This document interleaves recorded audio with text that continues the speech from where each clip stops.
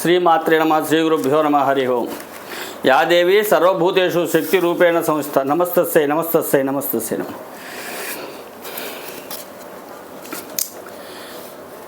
ఈ మధ్య గత 10 రోజులుగా భారతదేశ వ్యాప్తంగా పార్లమెంటు రాజ్యసభలతో సహా అసెంబ్లీలతో సహా దేశం యొక్క అసెంబ్లీలతో సహా ఒక ఇష్యూ ప్రధాన అంశంగా చర్చకు వచ్చి దేశాన్ని ఊపుతున్నటువంటి విషయం ఇది ఏమిటంటే వక్ఫ్ బోర్డు. ఈ వక్ఫ్ బోర్డు అనేది ముస్లిం యొక్క ప్రధాన ఆర్గనైజేషన్. ఇది 1954లో ఏర్పడింది. అప్పటి నుంచి దీని మీద ఒక 40 సవరణలు చేశారు. 2009లో ఆఖరిగా సవరణ చేశారు. సరే, ఇది ముస్లింస్ సంబంధించిన సమస్య కాబట్టి మనకి నష్టం ఏమిటి, మనకెందుకు అంటే ఈ సమస్య గురించి ఇప్పుడు చర్చించవలసిన విషయం ఏమిటంటే, ఇది కేవలం ఒక ముస్లిం ఆర్గనైజేషన్ అయితే మాత్రం గొడవలే, మనకి వాళ్ళ పని వాళ్ళు చేసుకుంటారు, మనకు సంబంధం లేదు. కానీ ఈ సంస్థకు ఉన్నటువంటి అధికారాలు అపరిమితమైనటువంటి అధికారాలు. ఈ సంస్థ చేసేటటువంటి పనుల్లో ఏ న్యాయస్థానం కూడా కలగజేసుకోలేనటువంటి అధికారాలు ఈ సంస్థకు ఉన్నాయి. 2009లో చేసినటువంటి సవరణలో ఇచ్చినటువంటి అధికారాలు ఈ సంస్థకి ఇచ్చారు. అసలు ఈ వక్ఫ్ బోర్డు ఏమిటి అంటే, ముస్లిమ్స్కి సంబంధించినటువంటి నమాజులు చేసుకోవడానికి, వాళ్ళ బరియల్ గ్రౌండ్స్కి, ప్రార్థనా స్థలాలకి, కళ్యాణ మండపాలకి సంబంధించినటువంటి ఆస్తులు సమీకరించుకునేటటువంటి సంస్థ ఇది. ఇవాళ భారతదేశంలో 3 ప్రధానమైనటువంటి సంస్థలు ఉన్నాయి. ఒకటి రైల్వే, 2 మిలిటరీ, 3 అతి పెద్ద సంస్థ ఈ వక్ఫ్ బోర్డు. ఈ వక్ఫ్ బోర్డు కింద 9 లక్షల ఎకరాలు ఉన్నాయి. భూములు భారతదేశం మొత్తం మీద 9 లక్షల ఎకరాలు ఉన్నాయి. ఈ దేశం మొత్తం మీద 30 వక్ఫ్ బోర్డు సంస్థలు ఉన్నాయి. ఈ 30 వక్ఫ్ బోర్డు సంస్థల కింద ఈ 9 లక్షల ఎకరాలు కూడా ఇంక్లూడ్ అయ్యి ఉంది. అట్లాగే ఈ దీనికి ఉన్నటువంటి ఆస్తి యొక్క విలువ 1,20,20,000 రూపాయలు. 1,20,20,000 రూపాయలు ఈ యొక్క సంస్థకు ఉన్నటువంటి ఆస్తి విలువ. ఇదంతా బాగానే ఉంది. కానీ విషయం ఏంటంటే, ఈ వక్ఫ్ బోర్డు వాళ్ళు ఎక్కడైతే ఈ స్థలం మాది అన్నారో అది వాళ్ళకి చెందేస్తుంది ఆ నిమిషం నుంచి. దాని మీద మీరు ఏ విధమైనటువంటి చర్య తీసుకోవడానికి కానీ చట్టాలు కానీ కోర్టులు కానీ లేవు. ఎందుకంటే ముస్లిం పర్సనల్ లా బోర్డు అని ఉంటుంది, దాని కింద ఉంటాయి ఇవన్నీ కూడా. సో దానికి భారతదేశంలో ఏ కోర్టు ఏ న్యాయస్థానం కూడా కలగజేసుకునేటటువంటి అధికారం లేకుండా చేశారు 2009లో చేసినటువంటి చట్ట సవరణలో. ఈ సంస్థ సర్వసత్తాక సంస్థ. ఇది ఎక్కడైనా భూ ఆక్రమించుకుని ఇది మాది బోర్డు పెడితే ఇంక దాన్ని ఎవరు ఏం చేయలేని పరిస్థితి. అసలు ఇప్పుడు ఈ విషయం అంతా ఎందుకు బయటకు వచ్చింది ఇన్ని సంవత్సరాల తర్వాత అంటే, రీసెంట్గా తమిళనాడులో ఒక గ్రామాన్ని వక్ఫ్ బోర్డు కింద డిక్లేర్ చేశారు వాళ్ళు, ముస్లిం ఆర్గనైజేషన్ వాళ్ళు. దాంతో ఆ గ్రామస్తులంతా కోర్టులకు వెళ్ళటం, కలెక్టరేట్లు చుట్టూ తిరగటం, ఎంఆర్ఓ ఆఫీస్ చుట్టూ తిరగటం, గొడవలు పట్టడం, నానా రబ్చేది. ఇది పార్లమెంటు దాకా పాకి అసలు దీన్ని మొత్తాన్ని బయట తీస్తే వచ్చినటువంటి పరిణామ క్రమాలు ఇవి. ఇప్పుడు వీళ్ళు ఏం చేస్తుందంటే, సెంట్రల్ గవర్నమెంట్ ఏం చేస్తుందంటే, దీన్ని చట్టాన్ని సవరణ చేయాలి అని. ఎట్లా చట్టాన్ని సవరణ చేయాలంటే, కాంగ్రెస్ వాళ్ళు చేసినటువంటి పరిస్థితి ఏమిటి, ప్రజెంట్ నడుస్తున్న ఒక విషయం చెప్తాను. కర్ణాటకలో ఒక వినాయకుడు స్వామి గుడి ఉంటే ఆ గుడి చుట్టూతా స్వామివారికి ఉన్నటువంటి 100 ఎకరాల భూమిని రీసెంట్గా వచ్చినటువంటి కాంగ్రెస్ ప్రభుత్వం వక్ఫ్ బోర్డుకి హ్యాండ్ ఓవర్ చేసేసింది. ఇప్పుడు దాని మీద కూడా కర్ణాటకలో గొడవ జరుగుతుంది.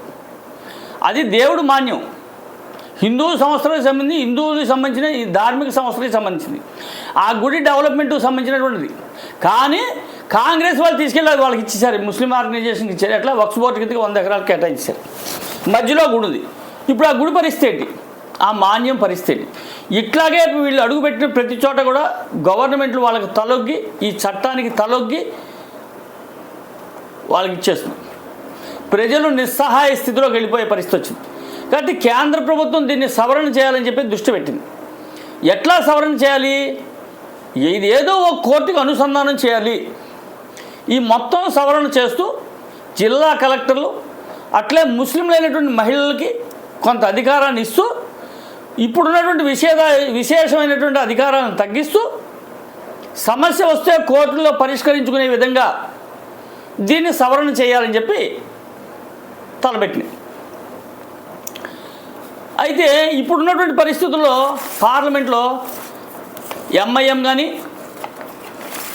శివసేనలో ఒక భాగం కానీ కమ్యూనిస్టులు కానీ దీన్ని కంప్లీట్గా వ్యతిరేకిస్తున్నారు. ఎందుకంటే వాళ్ళకి మైనారిటీ ఓట్లు గుంతగుప్పగా కావాలి. దేశం ఏమైపోయినప్పటికీ వాళ్ళకి అవసరం లేదు. ఇది అంతా కూడా గత 70 సంవత్సరాలుగా నడుస్తున్నటువంటి ఓటు బ్యాంకు రాజకీయాల్లో ఒక భాగం ఇది. దేశంలో ఉన్నటువంటి 30 సంవత్సరాల కింద 9 లక్షల ఎకరాల భూమి ఉందంటే ఈ మొత్తం సమానంగా చూసుకుంటే ఒక అమెజాన్ ఫారెస్ట్తో సమానం అనంత భూమి ఒక్క ఆర్గనైజేషన్ కింద ఉంది. కాబట్టి ఈ పరిస్థితి నుంచి బయటపడేయాలి, ప్రజలకు అండగా నిలవాలి, ధార్మిక యొక్క సంస్థల యొక్క భూములు దేవుడు మాన్యాలు దేవుడిగా ఉండాలి, ప్రజల ఆస్తులు ప్రజలు కాపాడుకోవాలి, దానికి చట్ట సవరణ చేసి కోర్టుల యొక్క అధికారాలు ఇచ్చి సమస్య వచ్చినప్పుడు పరిష్కరించే మార్గాలు కోర్టుల ద్వారా తెలియజేయాలని చెప్పి ఇది పార్లమెంట్లో తేవడం జరిగింది. సరే, పార్లమెంట్లో వ్యతిరేకించడం వల్ల జాయింట్ పార్లమెంట్ కమిటీకి వెళ్ళింది. ఇప్పుడు జాయింట్ పార్లమెంట్ కమిటీ వాళ్ళు తీర్పిచ్చిన తర్వాత ఇది నిర్ణయం చేసిన తర్వాత పార్లమెంట్లో సెషన్ అవుతుంది. అయితే మనం చేయవలసింది ఏంటంటే ఈ యొక్క చట్టాన్ని అసలు దీని మీద ఎందుకు గొడవ జరుగుతుందని సామాన్య ప్రజలకు ఎవరికి అర్థం కావట్లేదు. అసలు సామాన్య ప్రజలు పట్టించుకునే స్థితిలో లేరు. మనకి హిందూ సమాజం ఎంత దౌర్భాగ్యంగా తయారైందంటే మన పక్కింట్లో ఏం జరుగుతుంది, మన పక్కన ఏం జరుగుతుంది, మన దేవాలయాల్లో ఏం జరుగుతుంది, ఎవ్వడికి ఏం అవసరం లేదు. సంపాదించుకున్నామా, తిన్నామా, ఉంటున్నామా అంతవరకే. కానీ ఈ స్థితి రేపు మీ ఇంటి దాకా వస్తే ఏమిటో ఆలోచించాల్సిన పరిస్థితి వస్తుంది. అప్పుడు మిమ్మల్ని రక్షించడానికి ఈ సమాజంలో ఎవడు ముందుకు రాడు. కాబట్టి ఈ ఉన్నటువంటి పరిస్థితిని యావత్ సమాజానికి తెలియజేసి సమాజాన్ని చైతన్యవంతం చేయకపోతే రేపు మీ పరిస్థితి కూడా తమిళనాడు గ్రామంలోనే అయిపోతుంది. ఒక గ్రామాన్ని వక్ఫ్ బోర్డు కింద డిక్లేర్ చేశారంటే అసలు ఆ గ్రామంలో ఉన్నటువంటి ప్రజల పరిస్థితి ఏంటి, ఆస్తిపాస్తులు ఏంటి, వాళ్ళ జీవన విధానాలు ఏంటి, వాళ్ళకి మనుగడ ఏంటి, ఇవన్నీ కూడా ప్రశ్నార్థకమైపోతాయి. ముఖ్యంగా సెక్యులర్ అని చెప్పబడే దేశంలో సెక్యులర్ అనేది మనకు మాత్రమే కనబడుతుంది తప్ప ఇంకా ఏ మతానికి సెక్యులరిజం అనేది కనబట్ల. పనికిమాలిన హిందువులే సెక్యులరిజాన్ని పట్టిన అందులోనే నాశనమైపోతున్నారు వీళ్ళు. 55-56 దేశాల్లో ముస్లిం దేశాల్లో లేనటువంటి వక్ఫ్ బోర్డు ఇండియాలో ఎందుకు ఉంది? అసలు ఇండియాలో పెట్టడం గల కారణం ఏంటి? దీని గురించి ఎవరో ఆలోచించం. మన ఆస్తులు పోయిన రోజున మనం గగ్గోలెడితే ఉపయోగం ఏం లేదు. సమాజాన్ని చైతన్యవంతం చేయకపోతే ఇవాళ తమిళనాడు ఉన్నది రేపు మన ఇంటి ముందుకే వస్తుంది. ఆ రోజు ఏమిటి మన పరిస్థితి అనేది ఎవరు కూడా ఆలోచించినటువంటి పరిస్థితి. ఇక ముస్లిం పర్సనల్ లా బోర్డు భారతదేశంలో ఎన్ని లా చట్టాలు ఉన్నాయో ఎవరికి తెలియదు, మనకు అవసరం లేదు, తెలుసుకోవాల్సిన అవసరం కూడా లేదు. ఎందుకంటే బతికేస్తున్నాం కాబట్టి. హిందువులకి క్రిస్టియన్స్కి ఒక చట్టం ఉండగా ముస్లిమ్స్కి మాత్రం పర్సనల్ లా బోర్డు ఒకటి ఉంది. అంటే వాళ్ళ న్యాయ సంహిత వాళ్ళ చట్టానికి సంబంధించింది, వాళ్ళ చట్టంలో వాళ్ళ రాజ్యాంగంలో చెప్పబడిన శిక్షలకు సంబంధించి దీన్ని ముస్లిం పర్సనల్ లా బోర్డు అంటున్నారు. వీళ్ళు అవసరమైనప్పుడల్లా ఈ ముస్లిం లా బోర్డుని తీసుకొచ్చి తెర మీద తీసుకొస్తున్నారు. మాకు ఈ బోర్డు ఉంది, మేము చెప్పినట్టే చేస్తామని. అంటే మనం ఎక్కడున్నాం? 70 సంవత్సరాల భారతదేశ స్వతంత్రంలో కూడా ఈ దేశంలో ఏ మతానికి ఆ మతానికి ఒక రాజ్యాంగం ఉంది అంటే ఇది అంతా ఒక దేశం అనుకోవాలా? ఎవరు రాజ్యాంగాన్ని వాళ్ళే పాలిస్తున్నారా? ఇది ఆలోచించాలి. లేకపోతే రేపు అన్న రోజున మానవ మనుగడకే కష్టం. మీకు ఒక్క విషయం చెప్తాను. భారతదేశం అత్యంత శాంతి కాముకమైనటువంటి దేశం. కాబట్టి ఇక్కడ ఎన్ని మతాలున్నా, ఎన్ని కులాలున్నా, ప్రశాంతంగా జీవనం చేయగలుగుతున్నటువంటి పరిస్థితి.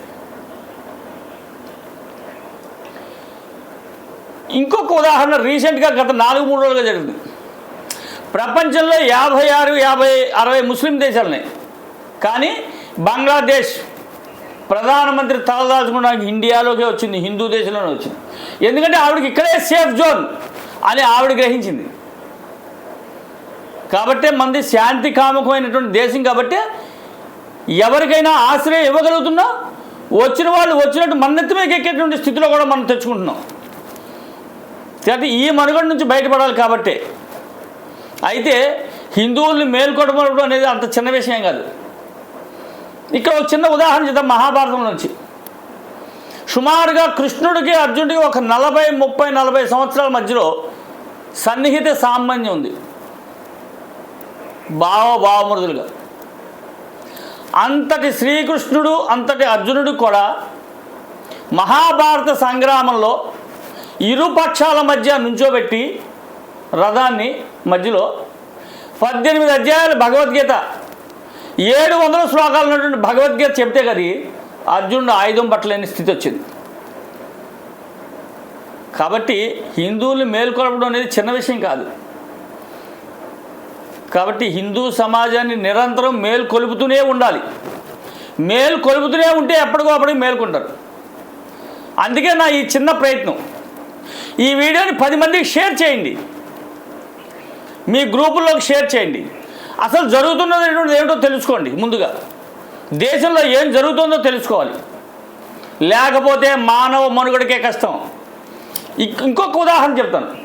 ఇవాళ చూసుకోండి, Iran, Israel, Pakistan, Bangladesh, Sri Lanka, China, Russia, America, మన చుట్టూ ఉన్నటువంటి యావత్ ప్రపంచం కూడా యుద్ధ సంగ్రామంలోనే నుంచుంది వాళ్ళ. కానీ ఒక్క భారతదేశం మాత్రమే ప్రశాంతంగా భారతదేశంలో ఉన్నటువంటి ప్రజలు గుండె మీద చేసుకుని నిద్రపోతున్నారు. ఎందుకంటే ఇక్కడ మనకు ఉన్నటువంటి రాజకీయ నాయకత్వం అంత పటిష్టమైంది, అంత బలవంతమైంది, అంత శక్తివంతమైంది. కాబట్టి ఏ చుట్టూ ఇండియా చుట్టూ ఉన్నటువంటి దేశాలు యావత్తు కూడా ఇవాళ సంగ్రామంలోనే ఉన్నాయి, యుద్ధ వాతావరణంలో ఉన్నాయి, యుద్ధమే చేస్తున్నాయి. లక్షలాది మంది, వేలాది మంది యువకులు, వృద్ధులు మరణిస్తూనే ఉన్నారు, ఆస్తులు పోగొట్టుకుంటున్నారు, అనాథాశ్రమాల చుట్టూ తిరుగుతున్నారు, నిరాశ్రయులు అయిపోయారు. కాబట్టి ఈ స్థితి నుంచి మనం బయటపడాలంటే మనంగా మేల్కోవాలి, మన చుట్టూ ఉన్నటువంటి సమాజాన్ని మేల్కొల్పాలి. తస్మాత్ జాగ్రత్త, లేకపోతే రేపు పొద్దున్న మనం కూడా ఇబ్బంది పడాల్సిన పరిస్థితి వస్తుంది. కాబట్టి ఈ వక్ఫ్ బోర్డు అనేటువంటి విషయం యావత్ సమాజానికి కూడా తెలియజేయాలి. దీన్ని ముందుకు తీసుకెళ్లేటువంటి మార్గం, అట్లాగే కేంద్ర ప్రభుత్వానికి మద్దతు ఇచ్చేటువంటి వాతావరణం. మనమంతా కూడా కేంద్ర ప్రభుత్వానికి లేఖలు రాయాలి. ఈ చట్టాన్ని మనం కేంద్ర ప్రభుత్వం తెచ్చేటటువంటి చట్టాన్ని సమర్థిస్తూ. కాబట్టి ఈ విషయాన్ని, దీనికి సంబంధించినటువంటి ఇంకో వీడియో కూడా రేపు చెప్తాను. ఇంకా చాలా, ఎందుకంటే వీడియో లెంత్ ఎక్కువ అవడం వల్ల రేపు మళ్ళీ ఇంకో వీడియో చేస్తాను. దాంట్లో ఇంకా మీకు సమగ్రంగా ఎక్కడెక్కడ ఎన్ని భూములు ఎవరెవరు హిందువులు కోల్పోయారు, ఎక్కడెక్కడ దేవాలయాలు భూములు కోల్పోయారు, ఎక్కడెక్కడ ఆస్తులు కోల్పోయారు, ఎక్కడెక్కడ నిరాశ్రయులయ్యారు, అవన్నీ కూడా మీకు రేపిస్తాను. కాబట్టి ఈ వీడియోని 10 మందికి షేర్ చేయండి, మీ గ్రూపుల్లో పెట్టండి. హిందూ సమాజం యొక్క మనుగడని రక్షించండి. హరి ఓం తత్. సర్వే జనా సుఖినో భవంతు.